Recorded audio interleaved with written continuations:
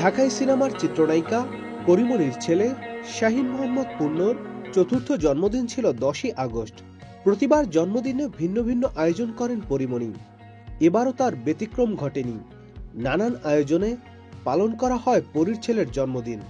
আর পরীমনির ছেলের জন্মদিন উপলক্ষে উপহার হিসেবে একটি গাড়ি পাঠিয়েছে চিত্রনায়ক শাকিব খানের প্রতিষ্ঠান রিমার্ক। গতকাল শনিবার রিমার্ক থেকে পাওয়া পূর্ণর জন্মদিনের বিশেষ উপহারের একটি ভিডিও পোস্ট করেছেন অভিনেত্রী পরীমনি। 1 মিনিট 35 সেকেন্ডের ওই ভিডিওতে দেখা যায় শাকিব খানের রিমার্ক হারল্যান্ড স্টোর থেকে আসা হ্যাপি বার্থডে লেখা একটি বড় উপহারের বক্স খুলছেন পরীমনি।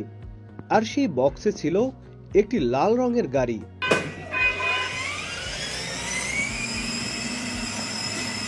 জন্মদিনের উপহার পাওয়ার আনন্দে এক মুহূর্ত দেরি না করে গাড়িতে বসেই নিজের বাড়িতে ঘুরে বেড়ায় পরিপুত্র।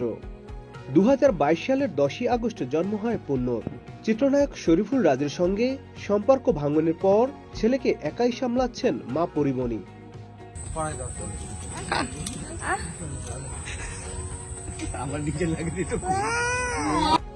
Nadim Hasan, channel I.